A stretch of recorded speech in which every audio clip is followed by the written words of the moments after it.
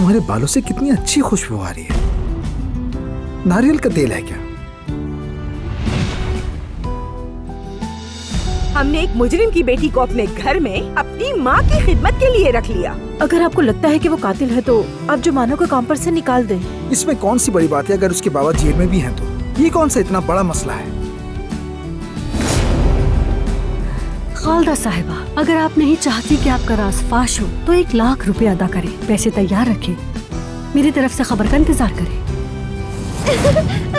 मिल गई ये देखिए। अरे क्या कह रही है जुमाना?